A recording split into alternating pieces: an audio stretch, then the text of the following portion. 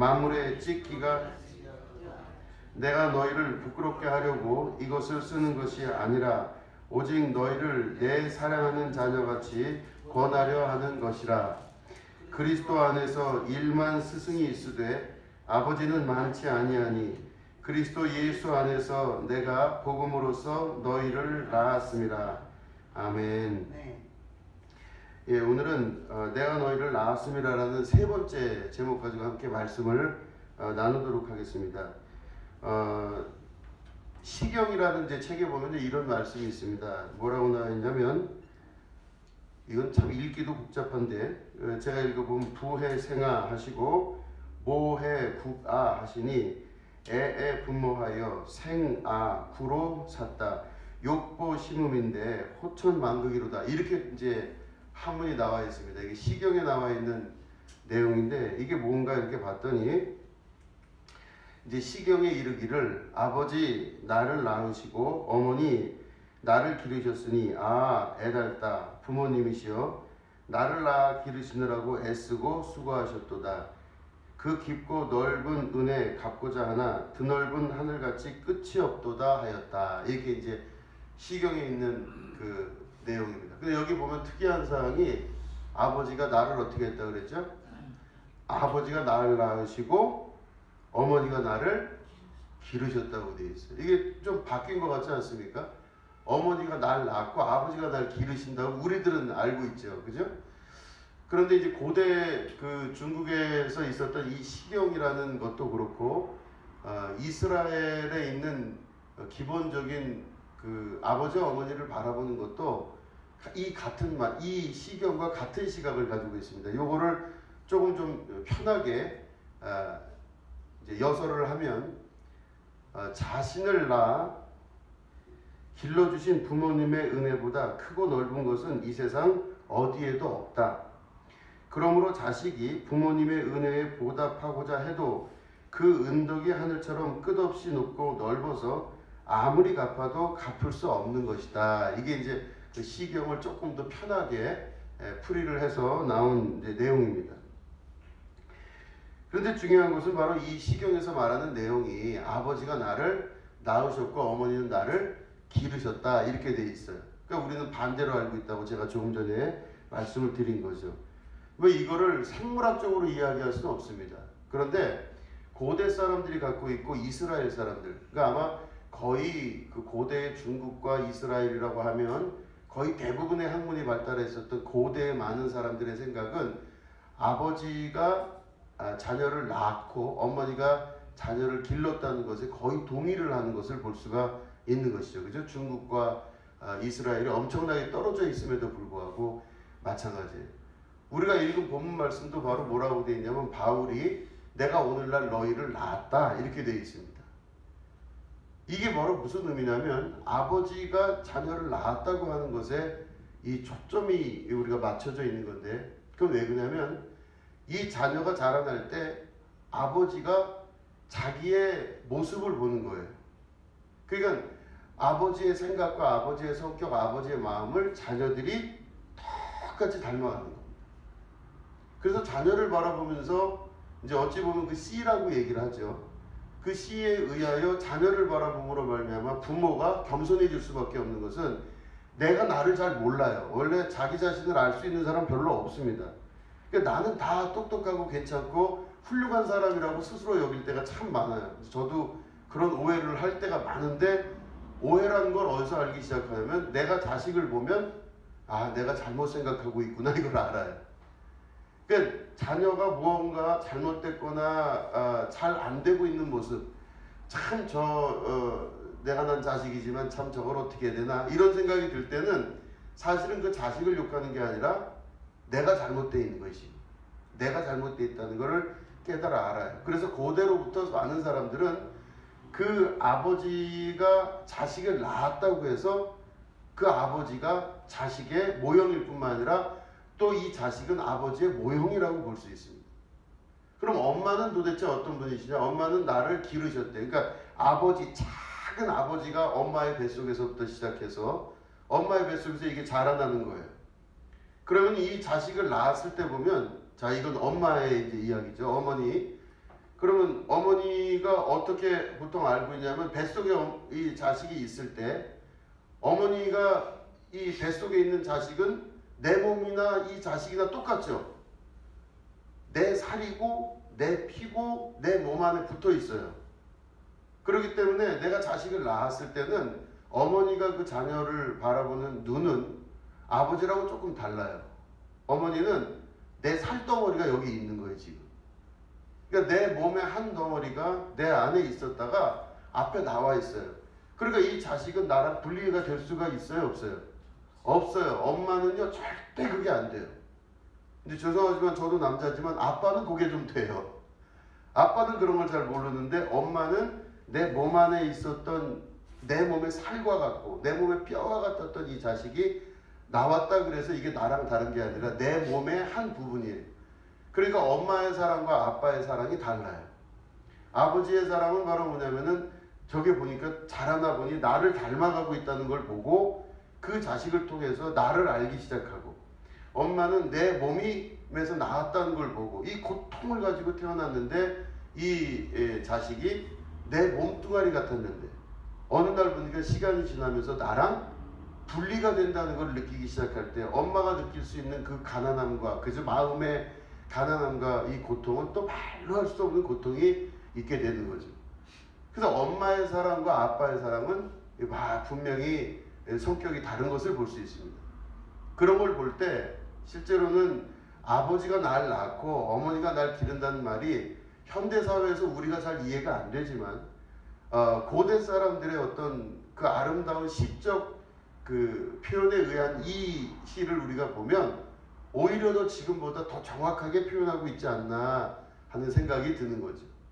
그러면 자녀들을 바라보면서 아버지는 어떻게 된다고요? 자기 자신을 보기 시작해요. 아, 내가 저렇구나 지금. 그러면 그 자식을 보면서 아버지가 고침을 받아요. 아, 내가 고쳐야 되겠구나. 내가 바르게 살아야 되겠고, 내가 행동을 똑바로 하고, 내가 마음을 바로 먹어야 되겠구나 하는 생각을 아버지가 자식을 보면서 알기 시작해요. 엄마는 나와 떨어져 있는 존재예요. 그래서 하나님은 하와에게 에덴 동산에서 죄를 짓고 떠나온 하와에게 벌을 내리셨다고 돼 있어요, 성경에. 그게 해산하는 고통이라 그랬죠. 근데 그 해산하는 고통의 진짜 의미는 뭐냐면 내 살과 내 뼈요, 내 거였다고 생각하는 녀석이 나와서 어떻게 됐냐면 나와 다른 삶을 살고 시작하고 내 몸이 자기가 독립해서 자기라고 생각하는 그 순간서부터 엄마는 살을 애는 듯한 고통을 느끼는 거예요. 내 살이 잘라진 듯한 느낌, 내 몸이 떨어져 나간 듯한 느낌을 받는 거예요. 그러니까 엄마들의 고통은 바로 내 몸에서 나온 내 살과 같은 것들이 나와 연결이 안 된다는 느낌을 받을 때 엄청난 고난과 고통을 느끼는 거예요. 그래서 자식들은 엄마한테 효도하는 방법과 아버지에게 효도하는 방법이 각각 다르죠. 엄마한테 어떻게 해야 되죠? 난 엄마 몸이에요. 난 엄마 살이에요. 그리고 살갑게 대하는 게 이 자식이 부모 엄마한테 해야 되는 거예요. 근데 아빠한테는 그렇게 살갑게 해도 잘 느낌이 안 와요. 아빠는 어떤 모습을 해야 되냐면 잘 자라주는 모습을 해야 돼요. 반듯하고 멋지고 그런 사람들이 보기에도 참 괜찮다 하는 그런 자녀로 자라줄 때 이 아버지는 자기의 존재를 찾기 시작하고, 또 엄마는 이 살갑게 대하는 자녀를 통해서 자기의 존재를 다시 한번 회복하고 알 수 있게 되는 거죠. 그렇기 때문에 어머니와 아버지 사이에 느낄 수 있는 이런 감정 자체는 너무나 크게 다르다고 하는 것입니다. 그런데 우리가 하나님 말씀 안에서도 보면 하나님 아버지께서 우리를 자녀 삼아 주신다 했어서 우리는 하나님을 뭐라고 그러죠? 아버지라고 불러요. 하나님을 우리의 아버지라고 부릅니다. 그래서 우리가 기도할 때도 하나님 아버지 하고 기도해요. 그런데 하나님 아버지라고 기도할 때에 지금 제가 말씀드린 이 구조적인 것을 가지고 한번 비교를 해보시면은 우리가 살아가는 그 바른 모습과 살아가는 그 모든 거의 뜻이 아버지의 모습하고 닮아 있으면 하나님은 우리를 보고 기뻐하세요. 그래서 내가 너희를 낳았도다, 내가 너희를 자녀 삼아줬다 하는 그 뜻은 내가 아버지를 닮아간다 뜻이고 우리가 살아가는 모든 모습이 아버지의 마음으로 사는 거예요. 그 내가 꽃을 보고 꽃을 가꾸고자 하는 마음이 있어요. 그러면 아버지도 꽃을 가꾸고 싶은 마음이 계신 거죠. 내가 지나가는 사람을 보고 도와주고 싶은 마음이 생겨요. 그런 하나님 아버지도 이 사람을 도와주고 싶어요. 근데 내가 속에서 막 속상하면 누구를 공격하고 싶어요. 그럼 하나님도 그러리라고 우리가 여기면 하나님은 그런 것이 아니거든요. 하나님은 한없는 사랑이시거든요. 그러면 하나님과 내가 분리되어서 다른 생활을 하게 된다면 하나님의 형상을 닮은 자녀로서의 삶을 사는 것이 아니라고 하는 것입니다. 그러니까 내 안에 아버지의 마음을 품고 아버지의 형상을 닮은 자의 모습으로 변화되어 나가는 것이죠. 이게 바로 하나님과 우리 사이에서, 아버지와 자녀 사이에서 분명하게 결정이 되고 이루어져야 되는 생활의 결단이라는 것입니다. 우리는 육적인 아버지들이 다 있습니다. 아버지가 없이 태어난 사람은 이 세상에 아무도 없겠죠. 근데 내가 육적인 아버지를 갖고 있어요. 그런데 우리 아버지의 모습을 내가 보고 그 아버지로부터 내려오는 DNA, 그 유전인자에 대한 것들을 사실은 내가 그걸 끊어내고 이겨낼 수 있는 능력이 있으셔야 돼요. 왜냐하면 우리는 예수님을 믿은 그 후부터는 진짜 예수님을 믿는다는 것은 내가 육신의 아버지의 성향을 닮는 것이 아니라 하나님 아버지의 성향을 닮은 자로 변화되어 나가는 것입니다. 그럼 우리 육신의 아버지가 누구였든 상관이 없어요. 내 육신의 아버지가 어떤 사람이었든 그 육신의 아버지의 성향을 담는 것이 아니라 하나님 아버지의 성향을 담는 자로 인생이 변하는 겁니다. 그래서 내가 우리 육신의 아버지가 어떤 사람이었다는 것이 중요한 것이 아니라 내 아버지가 지금 누구냐는 것이 더 중요한 겁니다. 영적으로. 그럼 하나님이 내 아버지가 되시면은 이제부터 내가 육신의 아버지로부터 내려왔던, 우리 기독교 전통에서 보면은 인간이 죄를 짐으로 말미암아 그 혈육으로 태어난 모든 것들은 다 죄가 있다 그러잖아요. 그죠? 아담으로부터 내려온 모든 혈육 있는 자에게는 다 죄가 있다고 우리는 알고 있습니다. 그 혈육 있는 자에서 끊어진 것이 바로 누구냐? 예수님이 그래서 아버지로부터, 다시 말해 요셉과 마리아의 정혼으로부터 예수님이 태어나시지만 두 사람이 합하여서 예수님을 낳은 게 아니라 예수님은 동정녀 마리아라고 얘기하고 있어요. 왜냐? 모든 아담으로부터 내려왔던 혈육에 끝쳐진 겁니다. 그렇기 때문에 아버지, 육신 아버지의 형상을 닮은 예수님이 아니라 하나님의 형상을 닮은, 100% 닮은 하나님의 아들 예수님으로서 이 땅에 오신 거예요. 이거 이해하시겠죠? 그렇기 때문에 제가 말씀드린 이 부분, 어머니가 낳으신 게 아니라 어머니가 길렀다고 한다면 하나님의 거룩한 형상을 닮은 100% 닮은 예수 그리스도께서 마리아의 몸 안에서 잉태가 되어서 나타난 건 맞지만 그 예수님의 형상은 하나님을 100% 닮은 자의 모습이에요. 육신의 아버지를 닮지 않은 것입니다. 그렇게 거듭나서 그렇게 태어나셔서 이 땅에서 모든 죄를 지고 십자가 달려 죽으신 예수님께서는 우리가 그 예수 그리스도의 이름을 믿는 자마다 하나님의 자녀가 되는 권세를 주신다 그러셨어요. 그럼 그 예수님을 따라가고 예수님을 믿는 우리들은 육신의 아버지가 더 이상 상관이 없는 존재예요. 육신의 아버지가 무슨 존재였든 상관이 없이 예수 그리스도를 믿음으로 말미암아, 십자가의 길은 바로 예수님 길이죠. 그는 육신으로부터 우리가 이제는 더 이상 육신의 유전의 인자를 받지 않고 하나님의 거룩하신 아들이신 예수 그리스도를 닮은 자, 다시 말해 예수님의 형상과 예수님의 믿음과 예수님의 뜻을 닮은 자로서 거듭나는 거예요. 그럼 비록 육신은 갖고 있지만 우리의 영은 하나님 아버지의 거룩하신 형상을 닮은 자들로 인생이 변하고 믿음의 삶의 역사가 바뀐다는 것입니다.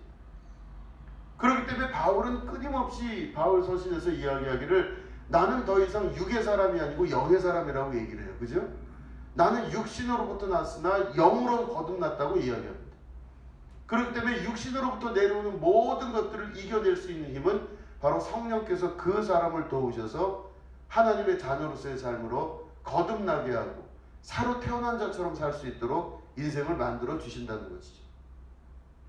그렇기 때문에 하나님의 거룩한 그 뜻 안에서 거듭난 자들의 삶은 육신을 이겨내는 삶이고 육신의 모든 소욕과, 그렇죠? 우리 안에서는 내 안에 흐르고 있는 모든 이 습관적 피와 이 모든 것들이 그리스도의 이름으로 이제는 더 이상 육으로 사는 자가 아니요 영으로 사는 자의 삶을 택함으로 말미암아 거룩한 자, 하나님의 형상을 닮은 자녀로서의 삶을 살 수 있도록 성령이 그걸 도와주시는 겁니다. 그러니까 예수를 믿는 게 얼마나 중요한지 이해하시잖아요.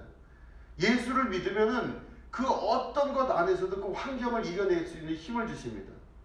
다만 우리가 육이 아직까지 있기 때문에, 내 육신이 아직까지 있기 때문에 이 안에서 거듭나서 새로운 삶을 사는 게 너무 힘들어요. 왜냐하면 오늘 아침에도 일어나서부터 저녁까지 내가 어떤 삶을 살았나 보면 육신에 쫓아서 육신의 뜻을 따라 사는 적도 참 많잖아요. 하루하루가 나는 영으로 살고 싶으나 내 육신의 소욕들이 끊임없이 내 안에서 막 난리가 아니게 저를 붙들고 끌고 가는 것을 볼 수가 있습니다. 고통스럽죠. 얼마나 고통스럽겠어요. 그래서 도박을 하는 사람들 보면은 손을 잘라도 도박을 한다는 얘기를 하죠. 그러니까 자기 몸에 붙어있는 습관을 떼기가 참 어려운데 그 우리 안에 알게 모르게 지금 몸에 붙어있는 수많은 이 습관적인 많은 것들이 오히려 그 생각하고 마음에 두고 말하고 하는 모든 것들이 철저히 인간적인 육신 안에서 머물고 있다면 그 안에서 나오는 것이 더 어찌 보면 더 힘들고 어려울 수도 있다는 것입니다. 그러나 성령께서 우리를 붙드셔서 하나님의 자녀로서 만들어 주실 때는, 그래서 믿음에는 때로는 시련이 있고 또 어려움이 있고 고난이 있다는 것이죠. 왜? 인간의 육신의 형식과 그 틀에서 벗어나 하나님 자녀의 형상을 닮은 자로 변화되어 나가는 것이 절대 쉬운 것은 아니겠죠. 그러나 그렇게 될 줄로 믿습니다. 되고 나면은 그 사람이 거듭나고 그것으로 인하여서 그 안에 하나님의 역사가 이루어지는 축복이 이루어지게 되는 것입니다. 내 안에 하나님 아버지의 형상을 닮은 하나님 자녀가 되는 것은 나뿐만 아니라 내 주변 사람들, 내 자손들 모든 것에 엄청나게 큰 하나님의 축복의 근거가 되는 줄로 믿습니다. 내가 결단하고 마음에 또 결단을 해서 하나님의 뜻을 따르기로 완벽하게 결단한 사람이 된다면 그거는 상상할 수 없는 하나님의 기쁨이 되고 하나님의 소망이 된다라고 하는 것입니다. 그렇기 때문에 내가 결단을 안 하는 게 문제지, 결단을 해서 내가 하나님 뜻을 따르겠다고, 난 아버지 닮고 싶다고, 나는 예수님 닮고 싶다고 마음에 결단하는 그때부터 성령께서 내 안에서 역사하시고 작용하시기 시작합니다. 그 나를 어떤 방법으로든 무릎 꿇게 하시고 주님의 형상대로 닮은 자로 만들어내기 위해서 최선을 다하여 성령께서 내 주변의 모든 역사를 만들어내신다는 겁니다. 이 마음의 결단 하나가 인생의 모든 것들을 완벽하게 바꾸고 그 모든 것들이 하나님 안에서 합력하여 선을 이루는 자의 삶을 살 수 있게 한다는 것입니다. 아버지가 나를 낳았다는 것을 우리가 꼭 기억할 수 있으셔야 됩니다. 근데 오늘 보면 고린도 교회에서도 그 말씀을 하고 있는 겁니다. 바울이 고린도 교회에 그 목회를 하면서 가장 강조점을 뒀던 건 뭐냐면, 너희는 바로 그리스도 안에서 내가 오늘날 복음 안에서 너희를 낳았다 이겁니다. 그건 무슨 말이냐면 다 사람들이 각자 자기의 소견에 오른 대로 살아가요. 다 자기 육신의 소욕대로, 내가 하고 싶은 대로, 내 생각대로, 내 뜻대로 다 각자 그렇습니다. 그러니까 아볼로파요, 게바파요, 누구파요서 자기 생각하고 맞는 사람들하고만 만나는 거예요. 그죠? 아볼로는 아볼로끼리, 게바는 게바끼리. 그래서 내 취향에 맞는 사람들끼리 만나서 놀고 행복해하고 있었던 그 사람들에게 뭐라고 이야기하냐면, 너희들이 아볼로, 게바가 중요한 거 아니고 나 바울도 아무것도 아니라는 거예요. 그럼 누구다? 결국 그리스도 예수님의 그 형상을 닮은 자가 가장 중요하다는 겁니다. 그 안에서 하나가 되고 통합이 되고 내 생각이 중요한 것이 아니라 예수님을 닮아가는 자의 자녀로서의 모습이 더 중요하다는 거예요. 그걸 낳은 겁니다. 바울은 그래서 자기가 고린도 교회 성도들을 힘들어서 그걸 낳았다고 얘기합니다. 이제 저는 목회를 해오면서 가장 행복할 때가 뭔가 생각을 하면 뭐 여러 가지 행복할 때가 많이 있겠지만 제일 1순위를 꼽는 게 한 사람이 변화되는 걸 볼 때 정말로 짜릿합니다. 너무 행복해요. 그 사람이 지금 자기의 뜻대로 평생을 살았던 사람이 그 인생을 돌이켜서 예수님처럼 살기 위해서 마음을 돌이키고 노력한다. 이게 세상에서 제일 기뻐요. 목회를 하면서 힘들고 어렵고 때로는 좌절될 때도 있고 저도 여러 가지 생각을 많이 할 때가 있어요. 근데 그럴 때마다 가장 행복한 때를 생각하는데 그때가 바로 어떤 때냐면 한 사람이 변하는 거예요. 어떻게 저렇게 변하지? 아니 어떻게 저렇게 생각을 할 수 있을까? 할 정도로 완벽하게 그 사람이 변하기 시작하고 변하려고 노력하고 수고하는 모습을 보면 참 가슴 아프게 막 그 사람을 위해 더 기도하고 간구하게 돼요. 그 어떤 것보다도 그 사람이 변화가 되는 모습에 저는 흥분하고 또 흥분합니다. 그게 아마 하나님께서 하나님의 마음을 저에게 주시고 또 하나님의 마음을 저에게 주신 대로 성도들이 하나님의 마음 안으로 들어가 하나님을 닮은 자로 아버지 하나님과 똑같이 그 형상을 닮은 자로 변화돼 나갈 때 그 기쁨은 상상할 수 없는 기쁨이 제 안에 있는 거죠. 제가 그 정도니 하나님은 오죽하시겠습니까? 그래서 죄인 한 사람이 구원을 받으면 천국에서 잔치가 열린다 그러잖아요. 한 사람이 돌이켜서 아버지의 형상대로 닮은 모습으로 변화돼 나가면 천국에서 잔치가 일어나는 겁니다. 엄청난 잔치가 일어나는 거예요. 상상할 수 없는 잔치가 일어나는 거죠. 근데 그 주된 내용은 바로 뭐냐면 무엇을 이렇게 잘해서 저렇게 잘해서가 중요한 게 아니라 한 사람이 자기 뜻대로 살다가 예수님 뜻대로 자기의 인생을 꺾고 예수님 뜻이 무엇인지를 찾아 수고하고 노력하며 예수님 닮은 모습으로 살아가려고 노력하는 모습 볼 때 이거는 뭐 말로도 할 수가 없습니다. 교인이 1000명이라서 교인이 10,000명이라서 행복할 것 같으세요? 전혀 그렇지가 않습니다. 단 한 명이 내 인생 가운데 돌이키게 될 때 그 돌이키는 인생이 하늘나라에서 엄청난 큰 잔치가 일어난다는 것을 이 목회자의 심정으로 볼 때는 정말 그게 이해가 되고 맞는 말입니다. 돌이킬 수 있다는 것. 내 아버지가 누군 거? 그게 자기 아버지를 찾는 거죠. 우리 아버지 하나님을 찾는 거예요. 육신의 아버지가 중요한 것이 아니라 내 아버지, 진짜 영의 아버지신 하나님 아버지를 찾을 때 그 사람의 인생과 삶이 완벽하게 바뀌게 되는 걸 경험하게 되는 겁니다. 이게 얼마나 기쁜 건지 몰라요. 우리는 그래서 하나님으로부터 예수 그리스도로 인하여 자녀로 부르심을 받은 자들입니다. 그래서 저는 하나님 아들이에요. 또 여러분들은 하나님 아들이면서 하나님 따님이세요. 그러면 하나님 아들과 하나님 딸답게 사는 게 얼마나 중요한지 아시겠죠? 내가 이름은 하나님 아들인데 하는 걸 보니 저는 그냥 정진우로 살아나가요. 하나도 변한 게 없어요. 그냥 정진우예요. 태어날 때부터 정진우인데 살면서 그냥 애 낳고 살면서 지금까지 살면서 정진우예요.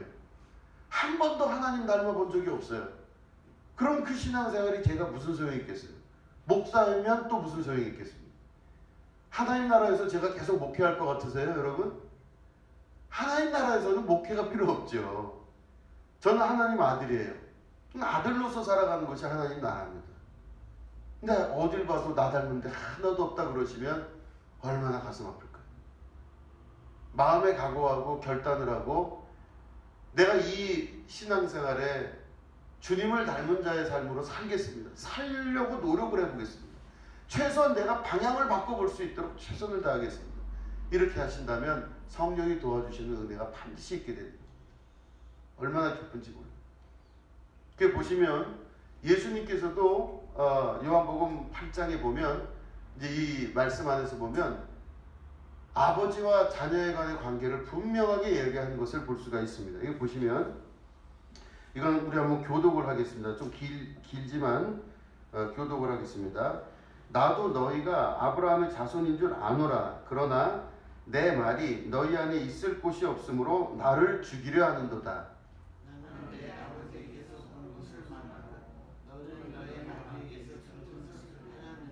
네, 여기까지 보시면 말씀이 그죠? 잘 보시면 예수님이 뭐라고 그러셨어요? 나도 너희가 아브라함의 자손인 건 알겠다는 거예요. 겉으로 볼 땐 유대인이요 이스라엘이요 하나님의 자손이에요. 그죠? 선민, 선택된 민족인 걸 나도 알겠다 그래요. 예수님이. 그러나 내 말이 너희 안에 있을 곳이 없으므로 나를 죽이려 하노라. 그러니까 내 예수님 말씀이 너희 안에 들어가서 있을 곳이 없대요. 백날 천날 얘기해도 너희 안에는 내 말이 들어갈 곳이 없다는 겁니다. 그러면서 그 이유를 뭐라고 그러시냐면 나는 내 아버지에게서 본 것을 말하고 너희는 너희 아비에게서 들은 것을 말하느니라. 그러니까 예수님은 예수님 아버지에게서 보고 들은 걸 말하시는 거고 이 사람들은 너희 자기들 아비에게서 들은 것을 말한다는 거예요. 그러니까 아버지가 다르죠 지금 보니까. 그죠? 자 39절을 또 같이 읽겠습니다. 시작. 대답하여 이르되 우리 아버지는 아브라함이라 하니 예수께서 이르시되 너희가 아브라함의 자손이면 아브라함이 행한 일들을 할 것이거늘 지금 하나님께 들은 진리를 너희에게 말한 사람인 나를 죽이려 하는도다. 아브라함은 이렇게 하지 아니하였느니라. 그러니까 최소한 아브라함 자손이라 그러면 하나님이 뭐 얘기를 할 것도 없이 아브라함 자손이라면 아브라함 정도 되는 행동은 하라 이거입니다. 아브라함 정도만 해라 이거. 아브라함 정도만. 근데 그것마저도 못한 거예요 이스라엘 사람들. 그러니까 겉보기에는 다 아브라함의 자손이라고 멀쩡히 얘기를 하고 있지만 실제는 아브라함 자손만도 못한 거예요. 그 얘기를 예수님이 하시는 거죠. 41절 또 우리 읽겠습니다. 시작. 너희는 너희 아비가 행한 일들을 하는도다. 대답하되 우리가 음란한 데서 나지 아니하였고 아버지는 한 분뿐이시니 곧 하나님이시로다. 자 이게 보시면은 노골적으로 나와 있죠. 너희들은 우리가 음란한 데서 나지 아니하였다고 그랬습니다. 남자 여자가 결혼을 하거나 해서 낳은 아이가 아니래요. 자 보시면은 여기 우리가라고 했을 때 예수님 혼자를 말한 것이 아니라 우리가 그랬죠. 그 말은 예수 그리스도로 구원함 받는 자들을 그렇게 말씀하는 거듭난 자들입니다. 육신의 아버지와 육신의 어머니 사이에서 태어난 것을 부정하진 않지만 예수님이 그 사람을 하나님의 자식 자녀라고 인정한 것은 육신의 그 사람을 말하는 것이 아니라 예수 그리스도의 이름으로 다시 태어난 자를 말해요. 예수 그리스도의 이름으로 다시 태어난 자는 육신의 아비에 의해서 태어나지 아니하였고 음란한 것으로 인하여 태어나지를 아니한 사람들이에요. 그 이해되시겠죠?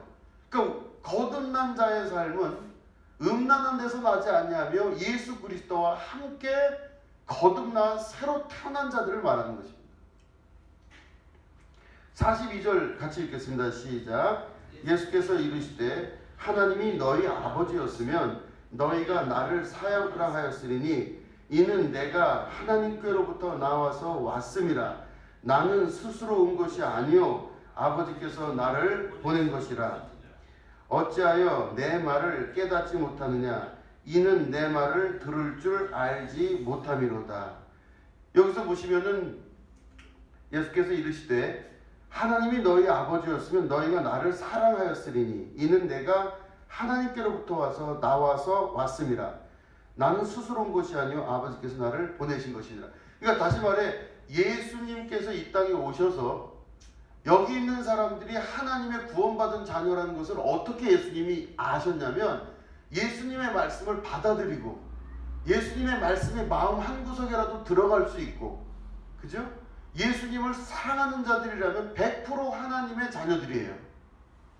그런데 예수님께서 하신 말씀이 그 마음속에 요만큼도 못 들어가고 예수님을 알려고도 하지 않고 알지도 않고 예수님을 사랑하지도 않는 자다. 그러면 하나님의 선택받은 자가 아니라고 보신 거예요. 그죠? 이 말씀만 보시면. 그러니까 결국에는 우리가 하나님의 자녀라는 것을 알 수 있는 비결은 예수님의 말씀이 내 마음 한구석이라도 들어와야 돼요. 들어올 수 있는 마음이 있으셔야 돼요. 그리고 내가 예수님을 사랑하고 예수님을 따라가겠다고 하는 내 용의가 있으셔야 돼요. 그죠? 내가 사랑하는 선생님과 내가 사랑하는 사람은요, 그 말투와 행동을 닮게 돼 있어요. 참 이상하죠? 내가 정말 사랑하는 사람 말투와 행동이 같아져요. 하물며 인기 가수들이 막 요즘 유명하잖아요. 한류 열풍에서 인기 가수들이 막 있으면요, 그 팬들, 그 인기 가수를 좋아하는 팬들은요 가서 이렇게 그 앞에서 소리 지르고 뭐 노래하고 그런 데 이렇게 보면은 그 가수랑 아주 똑같이 행동을 하거나 목소리도 비슷한 경우가 많이 있대요. 닮아가는 거예요. 자기가 좋아하니까 그 사람을 닮아가고 자기가 존경하는 사람을 쫓아가고 닮아가게 돼 있어요. 내가 예수님을 사랑하면 예수님을 닮아갈 수밖에 없는데 내가 예수님을 사랑하지 않으면 예수님을 안 닮아가요. 어딜 봐도 예수님의 모습을 볼 수가 없어요. 아무리 내 안을 뒤져봐도 나는 예수님 닮은 모습이 없어요. 그럼 뭐냐면 내가 예수님 사랑하지 않는 거예요. 그래서 서로 사랑하는 사람끼리는 닮게 돼 있다고 돼 있습니다. 그죠? 어딜 봐도 이상하게 닮아요. 이 사람이 서로 사랑하는데 아주 이상하게 닮아가요. 그래서 저 두 사람은 영락없이 천생연분이다 이런 말을 할 때 그 사람들 보면 딱 닮은 사람들이 많아요. 닮아가요. 그러니까 내가 예수님을 만약에 사랑할 수 있다면 하나님의 자녀인데 내가 예수님을 사랑하지 않는다면 예수님을 닮지도 못하고 예수님의 모습과 내가 전혀 다른 자의 삶을 살아요. 나는 내 인생 살고 예수님은 예수님대로 살아가는 자. 그럼 내가 예수님을 닮으려면 예수님을 사랑하는 자가 되면 또 예수님 말씀을 들을 줄 알아요. 그죠? 사랑하는 사람이 무슨 말 한다면 그 말이 탁 들리잖아요. 그죠? 들립니다. 세상에 둘도 없어도 어린이 대공원에서 애들이 뛰놀고 있어도 거기서 내 자식 소리 지르는 건 다 들려요. 이상하죠? 자기가 사랑하는 존재들에게 있어서만큼은 귀가 열리고 마음이 열리고 그리고 그를 또 닮아가는 모습이 우리 안에 있게 된다라고 하는 것입니다. 자, 이제는 이제 44절 한번 같이 읽겠습니다. 시작. 너희는 너희 아비 마귀에게서 났으니 너희 아비의 욕심대로 너희도 행하고자 하느니라. 그는 처음부터 살인한 자요 진리가 그 속에 없으므로 진리에 서지 못하고 거짓을 말할 때마다 제 것으로 말하나니 이는 그가 거짓말쟁이요 거짓의 아비가 되었음이라. 그죠? 마귀 사단을 바로 뭐라고 하냐면 너희 아비라고 얘기하고 있어요. 이스라엘 사람들에게 너희 아비에게서 너희가 났으니 너희가 너희 아비인 마귀가 하는 대로 지금 하지 않냐. 너희 욕심대로. 그죠? 너희도 행하고 그 다음에 뭐라고 그랬죠? 처음부터 살인한 자요. 그러니까 아담과 하가 결혼해서 누굴 낳았죠? 가인과 아벨을 낳았죠. 근데 가인과 아벨이 서로 분리되어 있어서 서로 싸웠다기보다 일방적으로 죽이죠. 처음 살인한 자요. 그 왜 살인을 하냐면은 질투와 시기 때문에 살인을 시작합니다. 이게 인류의 시작이에요. 그게 처음부터 살인한 게 누구 때문에 그랬냐? 마귀라는 거죠. 그는 처음부터 살인한 자요 진리가 그 속에 없으므로 진리에 서지 못하고 거짓을 말할 때마다 자기 것으로 말하나니 이는 그가 거짓말쟁이요 거짓의 아비가 되었으며. 그러니까 평생을 거짓말로 사는 겁니다. 평생을 거짓말로 사는. 그러니까 이스라엘 사람들이 회칠한 무도처럼 겉으로 볼 때는 허멀건데 속은 다 시체 썩는 무덤의 생활을 하는 것은 속과 겉이 같지가 않기 때문에 그 사람은 거짓말쟁이인 거예요. 거짓의 아비가 되었다고 하는 이거는 바로 뭐예요? 마귀가 그렇게 했다는 거예요. 처음부터 마귀가 그렇게 해왔다는 거예요. 그러니까 이스라엘 사람들 보면서 예수님 말씀하시기를 너희 아비가 바로 마귀다 이렇게 얘기해요. 듣는 이스라엘은 끔찍했겠어요. 그죠? 끔찍했어요. 자, 보면 45절 우리 45절부터 47절까지를 같이 읽겠습니다. 시작. 내가 진리를 말하므로 너희가 나를 믿지 아니하는도다. 너희 중에 누가 나를 죄로 책잡겠느냐. 내가 진리를 말하는데도 어찌하여 나를 믿지 아니하느냐. 하나님께 속한 자는 하나님의 말씀을 듣나니 너희가 듣지 아니함은 하나님께 속하지 아니하였음이로다. 아멘. 우리가 여러분 그래서 내가 하나님 말씀을 듣고 그 말씀이 마음에 있다는 게 확인된다면 난 하나님 자녀예요. 그죠? 내가 하나님 말씀을 듣고 마음에 두기 시작했습니다. 마음에 둔다는 게 중요한 거 아시죠? 한 귀로 듣고 한 귀로 흘리면 안 되죠. 그죠? 예를 들어서 사랑하는 사람이 내가 사발면을 먹고 싶어. 그러면 내 마음에 둬서 밖에 나갔다 올 때 사발면을 사갖고 오겠죠. 그죠? 내가 사랑하는 사람인데 나 아이스크림 먹고 싶어. 그러면 나갔다가 들어올 때 아이스크림을 사갖고 오겠죠. 왜냐? 사랑하는 사람이니까. 근데 사랑하지 않는 사람은 지나가는 사람이 사발면 먹고 싶어 그러면 그런가 보다 그러죠. 관심이 없는 거예요. 한 귀로 듣고 한 귀로 흘려요. 마음에 두지도 않아요. 그러면 그 사람과의 관계는 아무 관계도 아닌 거예요. 그냥 하나님과 우리와의 관계와 예수님과 우리와의 관계가 마찬가지입니다. 예수님 말씀이 계속 우리 안에 있음에도 불구하고 내가 예수님 말씀 안 들어요.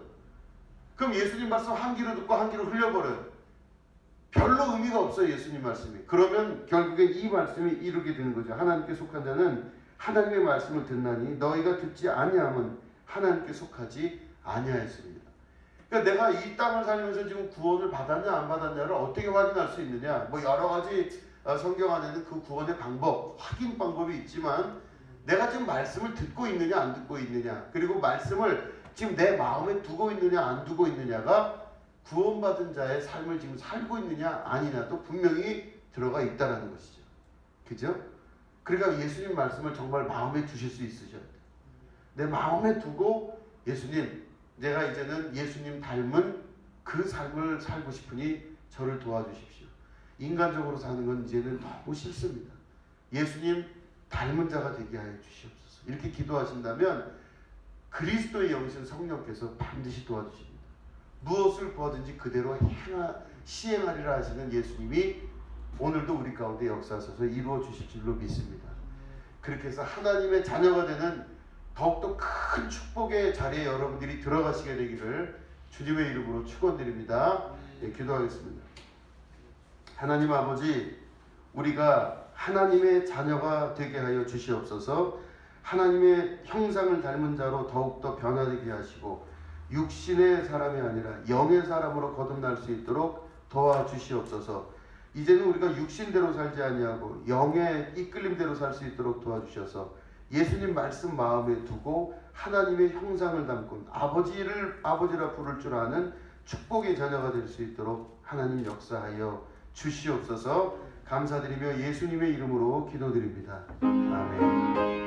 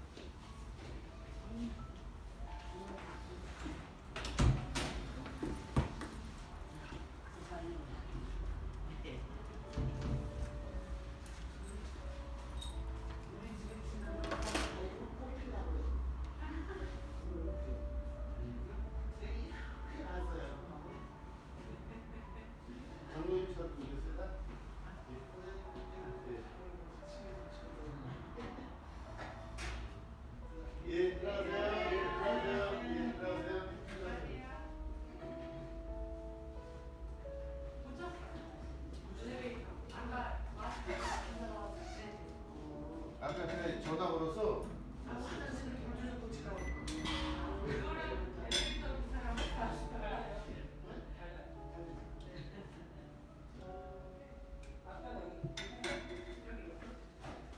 교수마, 이게 내가 저번에 말한 그 책인데 다 볼 건 아니고